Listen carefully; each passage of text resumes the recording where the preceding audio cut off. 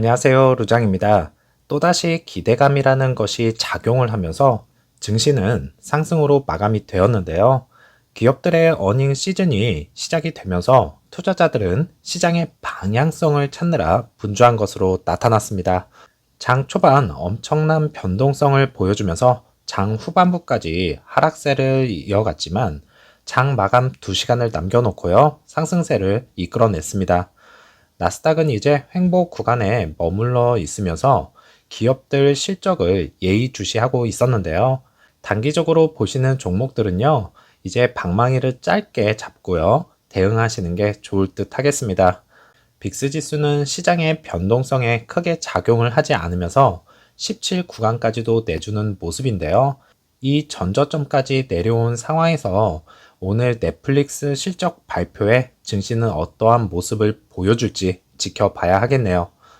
애플이 이제 연 4.15% 이자를 제공하는 카드 저축 계좌를 출시를 하였다는데요. 골드만삭스와 제휴를 통해서 구매 금액의 3%를 돌려주는 애플의 카드 리워드 프로그램이라 밝혔습니다. 미국 내 저축 계좌의 연 이율은요, 전국 평균 0.35%에 불과하지만 애플은 4.15%, 평균의 거의 10배가 넘는 높은 수준인데요. 아쉽게도 미국 내 애플 카드 사용자만 해당이 된다고 하네요. 국내에도 출시가 되면 좋겠습니다. EV 섹터주도 같이 살펴보시죠. 리비아는 플러스 2.62%, 테슬라는 플러스 1.1%, 루시드는 플러스 2.85%가 상승을 보이면서 좋은 흐름을 보여주었고요. 이제 미국 재무부에서 세금 공제를 받을 수 없는 제조사를 발표를 하였는데요. 폭스바겐, BMW, 닛산, 리비안, 현대, 그 다음에 볼보, 이렇게 새로운 규칙에 따라서 7,500 세금 혜택을 받지 못하겠고요. 테슬라는 이제 모델 3 스탠다드, 레인지 리어, 후륜 구동 이제 3,750 혜택을 받게 되면서 다른 모델들은 700, 500불 크레딧을 그대로 유지를 하게 되었습니다. 이로써 역풍에 직면한 세 가지 EV 주식 중에는요, 니오, 루시드, 리비안.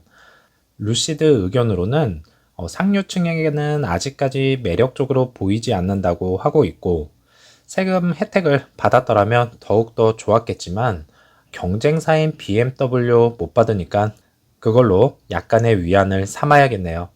리비아는 현금 흐름이 한동안 적자인 점과 앞으로 있을 현금 조달로 인해서 주가 희석이라는 것에 직면할 것으로 내다보고 있었고요. 경쟁사인 포드 같은 경우에는요, 3,750불 세금 혜택이 주어지는 만큼 R1T와의 경쟁에서 약간은 유리한 점이 있겠다, 이렇게 보여집니다. 시킹 알파에서는 테슬라의 실적을 어떻게 바라보고 있는지 간략하게 한번 살펴보겠습니다. 단기적으로는 고통, 장기적으로는 이익이다, 이렇게 말을 하고 있었고요. 2021년 최고치를 찍고 나서 18개월이 흐른 지금 반토막이 난 상황이지만 1분기 딜리버리 수치를 발표를 하면서요, 2021년 이후에 처음으로 애널리스트들의 기대치를 상회를 하였다, 이렇게 말을 하고 있었고, 이제 테슬라가 1분기 실적 발표를 코앞에 두고 투자자들은 마진의 압박과 최근 머스크의 장난으로 인해서 약간의 고통을 겪을 것이라 생각을 하고 있었네요. 장기적으로 바라볼 때는 매우 매력적이고요. 현재 주가는 롱거 타임을 가진 사람들에게도 똑같이 매력적일 것이다, 이렇게 말을 하면서 단기적 고통에 힘들어하지 말고 장기적으로 바라보라, 이렇게 이야기를 하고 있었습니다. 역시나 걱정은 마진의 압박이 상당하다는 것을 다시 느낄 수 있는 대목입니다. 루시드는 애프터 장에서 마이너스 0.87%가 하락을 하면서 7.88불로 마감이 되었는데요. 이전 거래일에서 마이너스 6%가 넘는 하락으로 큰 충격을 주었습니다. 이제 이 전 개파락을 전혀 메우러 가지 못하는 상황에서 또다시 개파락. 주가 측면에서 보자면 상당히 흐름이 안 좋은데요. 5월 8일에 실적 발표가 되면 또다시 마이너스 5% 이상 하락이 예상이 되는 만큼 그 전에 어느 정도는 올려놓아야 할 텐데 루시드 측에서 주가 상승시킬 만한 호재성 보도자료 하나 뽑아주면 정말 좋겠습니다. 오더플로우는 오랜만에 전체적으로 매수가 약간 더 많았네요. 1분봉은 장 초반 다시 마이너스권으로 진행이 되면서 다들 올라가는데 루시드만 왜 마이너스, 답답해 하셨을 거라 생각합니다. 그렇다고 이러고 계시면 안 되겠죠.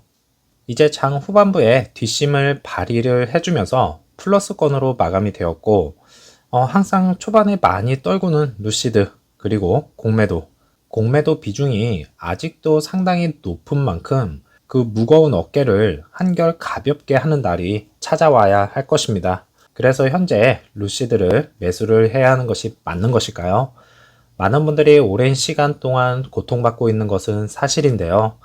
투자자들은 루시드 그룹이 확실한 개선 사항을 보여주기를 원하지만 1분기 생산량과 인도량은 감소를 하였고 여전히 공급망 제약으로 어려움을 겪고 있는 것으로 내다보고 있었습니다.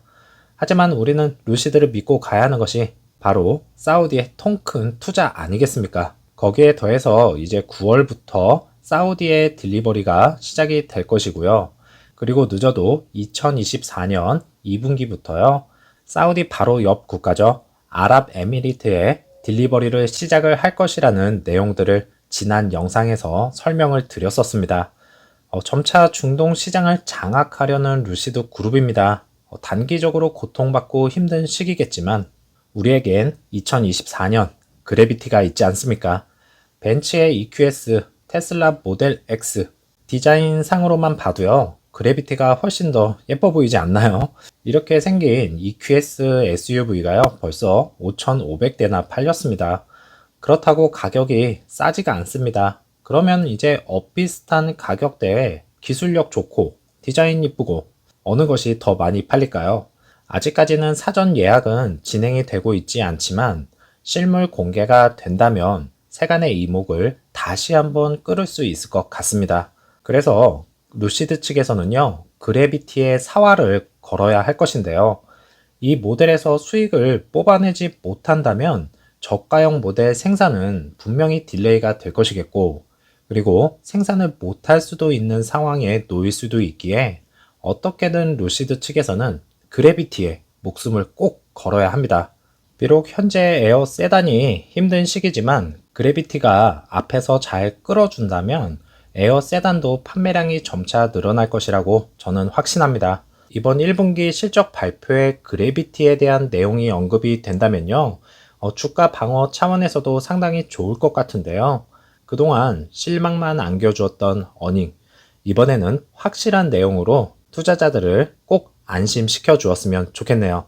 오늘도 즐거운 하루 보내시고요. 저는 다음 영상에서 찾아뵙겠습니다. 감사합니다.